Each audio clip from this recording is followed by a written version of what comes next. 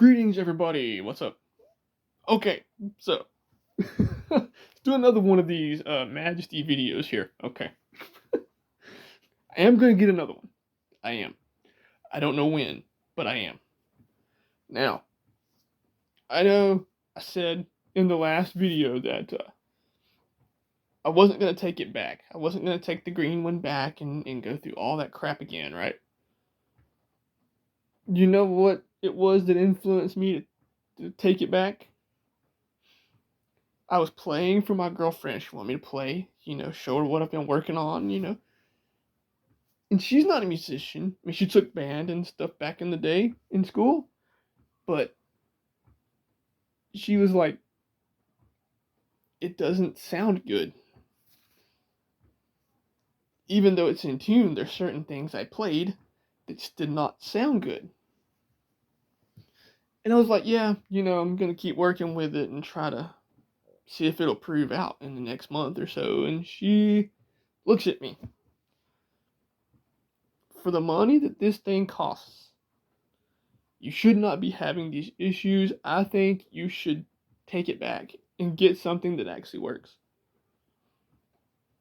And I was like, well, yeah, I should, but I don't have a way down there and like I don't want to have to go through the trial and error again, And she's like, I will take you. We'll go in the morning, call them up, see if they can get you something better. Now, here's what I did. I called them up. 8 o'clock at night, right before they closed, dude. I'm bringing it back. I have a Majesty I bought from you guys, and it's not proving out. I'm bringing it back. What can you do for me? Can you order me something that I want? Yeah, man. We can order you whatever you need, that we have in stock and stuff like that. Okay. What about a Pia? Ibanez Pia. Black Onyx. Yeah. Got 3 of them in our distribution center. Ooh, that's an option. Okay. JS 2480. Yeah. We can get you one of those. And we have, I think they said 2 at their distribution center in Kansas. They were going to overnight these guitars to that store. And then I asked them about the JP15 in Cerulean Paradise, the same one I had before. Yes, there's 2 of them. Okay, I'm going to think about it. And then, when I come down, I'll place an order for one of those. Clearly, that's not what happened. I got the Ibanez that I have now, right? And I got thinking about it, and I realized, well, I may not be here when the guitar comes if I order one when they ship it to my house. And I really don't want it to sit outside, and thank God I didn't, because right now it's been raining all week. Anyway, get the Ibanez off the wall that I have now. It's got strings that are as black as my shirt, man. And the bridge is still level. It's in perfect tune. I played it for, like I said, 2 or 3 seconds. And then strum some chords for 30 seconds. And then I was like, this is it.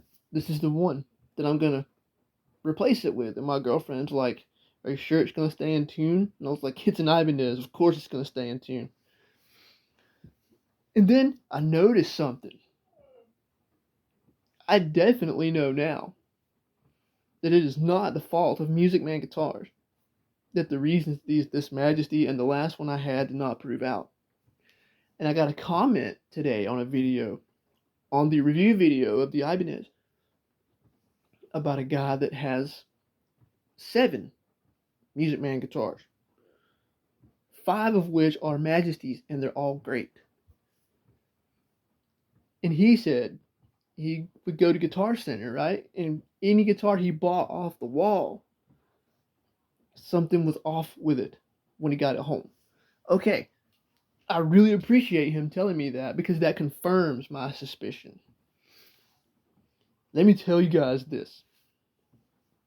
Guitar Center needs to take care of their stuff way, way better than what they do. Now, there's some other issues with the Majesty I did not mention. Fret buzz at the 6th fret was horrendous. For a guitar of that money, horrendous. It would rattle. When you turn some distortion on, you ain't hearing it. So I didn't really pay attention to it, right? And then I was like, well, got some fret buzz on that higher part. Let me straighten the neck a little bit. Stick my tool in, go to turn the truss rod, incredibly stiff. And I was like, oh man, I was like, this, my JP15, I tightened the truss rod on it just slightly when I got it home, and it turned so smooth. This Majesty, the green one, and the Her Majesty's Request, the truss rods on both of those was almost a fight to get it to move just a millimeter, And I was like, oh man. And I didn't force it, but I kind of worked with it, put some pressure down on the neck the way that Music Man instructs, and it turned slightly. Fret buzz all at the top of the neck. Frets 1, 2, 3, 4, and 5. That sounds like back bow. Okay, loosen it back off just a tad. Even going back, loosening was a bit of a fight to get the truss rod to turn. Check my relief. There is no gap on either guitar. You can't do the tap test to see how straight your neck is because the strings are touching the frets, no matter how you turn that rod. Because, you turn the truss rod too much, you get back bow, and it defrets at the top of the neck. Frets 1, 2, 3, 4, 5. If it's too loose, it's going to defret from frets, say, 6 through 12, 13, 14, 15 on down. And anything you do requires adjustment that would make the intonation go crazy. And I was like, man, like what? Okay, so I think I know what caused this. Me and her were in Guitar Center for a good 2 hours, an hour, for me to do the exchange. Out there on the floor, where the wall is that has all the cool guitars.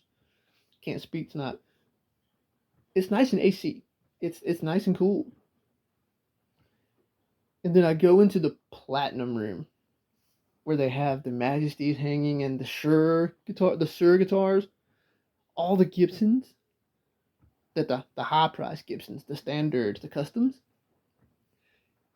And it's hot, dude. It's like there's no AC in here. The AC is not regulated. I think that is what caused every guitar I've tried out in there, as far as the Majesty is concerned, to have all the same issues that my two had. And I kept both. For 3 weeks. 3 weeks apiece. And the issues never cleared up despite acclimation to this room. And I was like, what?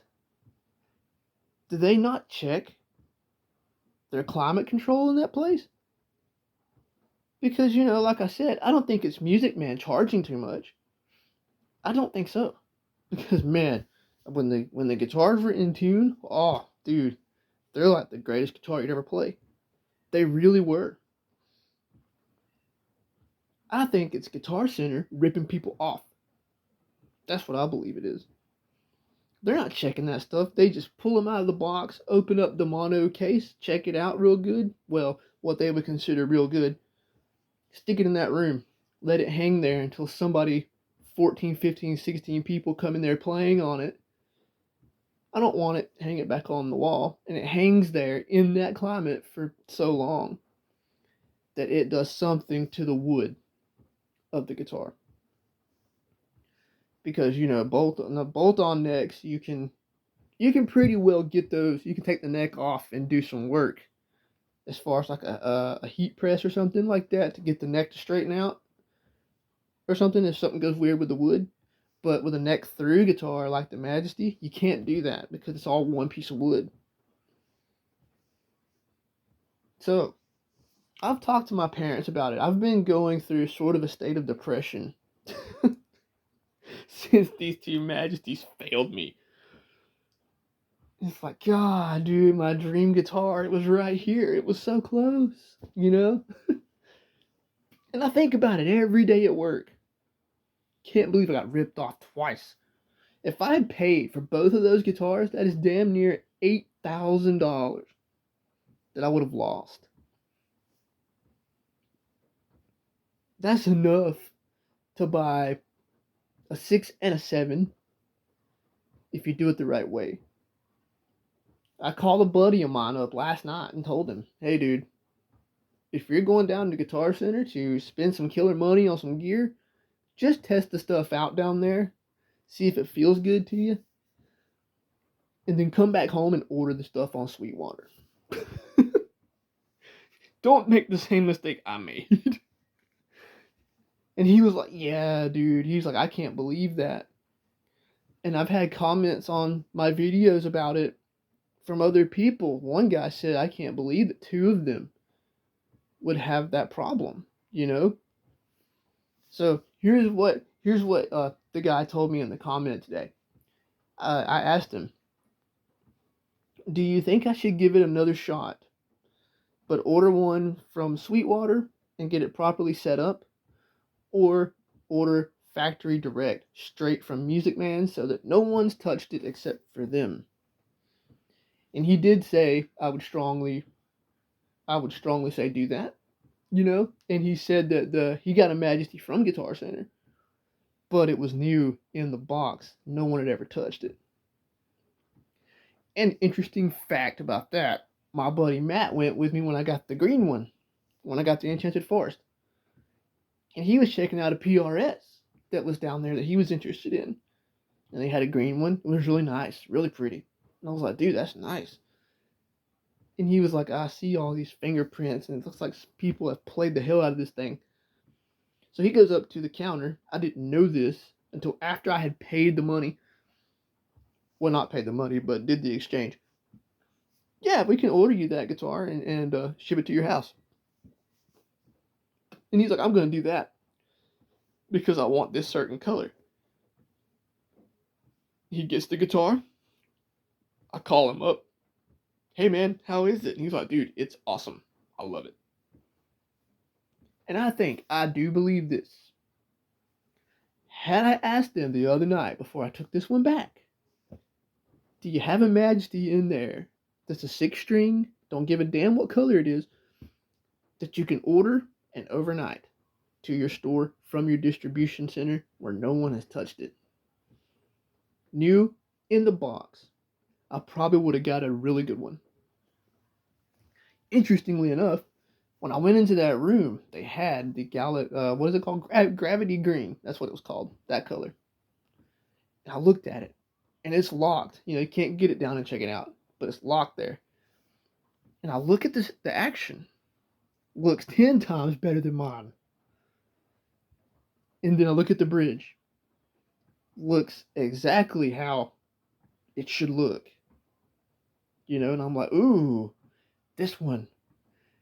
I was like, this one is probably good. It's probably perfectly set up, you know. And I was like, oh man. I started getting excited, you know, getting that. Because when ADHD people like me get excited, dude, it's hard for us to break it. And then I stood there looking at it. Do I really want to take that risk again and have to risk bringing another one back down here? This was before I played the Ibanez. I walked away from it. I was so disappointed with the two that I got that I walked away from it. And then they asked me, have you had one of our guys look at this guitar for you, set it up for you? Like I said in my review video, the Ibanez, I don't trust their techs to work on a guitar of that value because I've heard of all these horror stories of people giving them to their tech and getting it back in worse condition than when they gave it to them. And I was like, nope, I don't want to do that. I just want to look at some Ibanez's. And then there was another comment that came up on my review video, how I lost money. That's a bad move, trading a Majesty for an Ibanez Prestige. Yeah, I know. I know. Because I don't think they make a Prestige that's worth enough to be close to the Majesty, except maybe a J Custom. But that wasn't what it was about for me. I could have got two. I really could have got two. I could have got two guitars for that one. But all I wanted was something that would stay in tune and play really damn good as soon as I opened the case. This Ibanez I have on the floor here in the case does that every time I open it. Every Ibanez I've ever owned that's Japan, even some Indonesian ones, like my JS series I had, were the same way. They were always in tune. So I really don't think this is Music Man. I would never, ever say they would let a guitar like the two I had come out of their factory in that condition. I really don't think so. I mean, I know they might could get one lemon out of a batch, but their QC from my JP15, their QC is way too damn good for that to happen. So when I get ready to get my next one, I have two options. Order from Sweetwater, get it properly set up, or order straight from Ernie Ball Music Man and have them send it from California to here in Georgia. And you know, my girlfriend, man, that just shows me how supportive she is of me playing the guitar. Because she told me on the way down there, I kept telling her I'd really like to get another one.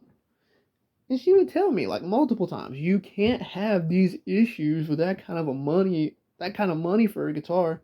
You have to be able to play the thing. Because if you make a video and you want people, you know, say I make a review on one that's really, really bad, but I'm going to sit and say, this is a great guitar. This is really awesome. No. If you have issues with it, you're going to let it be known, which I always do in my videos. And she was like, you have to be able to play it. That's the main thing. You can't have something that you can't play. Because I come from the school of thought that you don't buy a guitar to hang on your wall and stare at.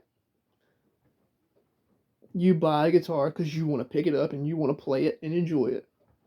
And with those two Majesties I had, I couldn't do that. I mean, I could play them. I could. But was it an enjoyable experience? No, it wasn't. My Ibanez's and my Les Paul over here, are those enjoyable experiences to play every single time.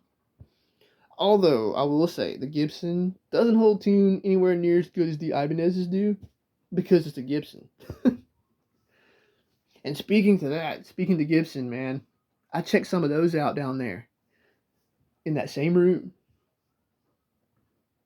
And there was a Les Paul standard, some sort of a standard, that was $39.99.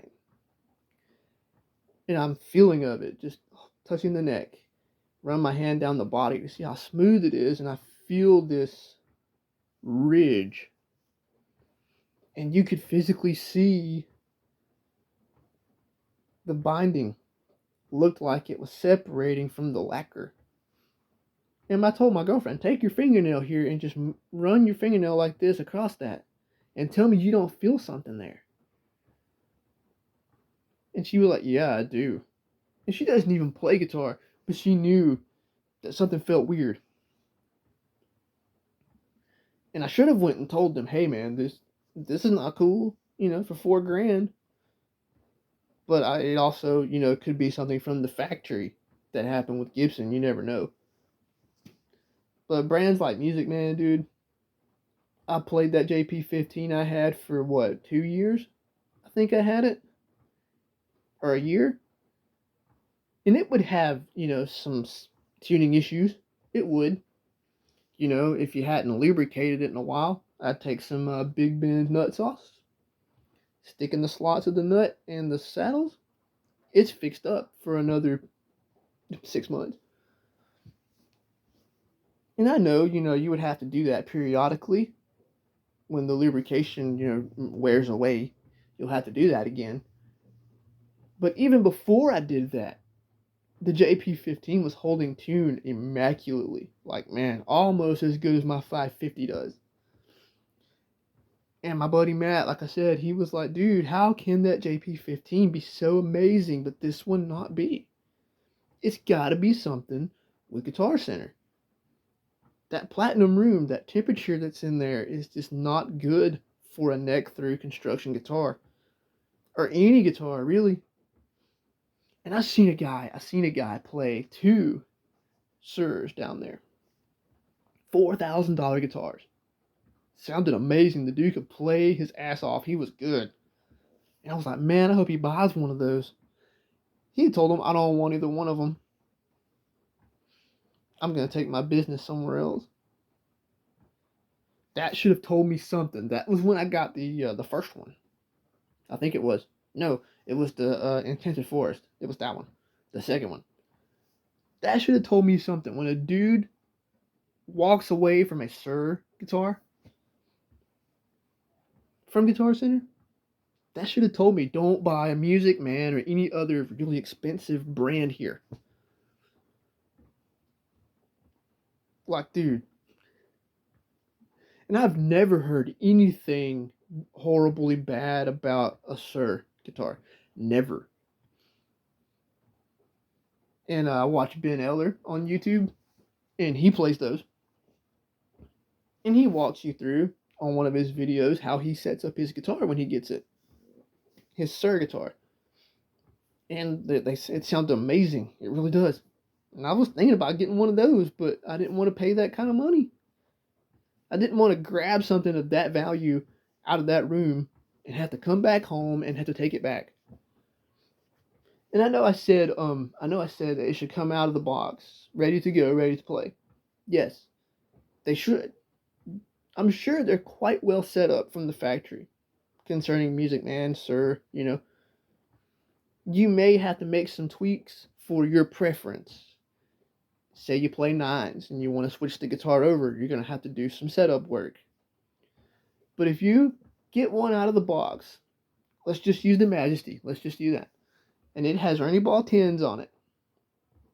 And you keep, like most floating bridges, you keep the strings, the gauge, and the brand the same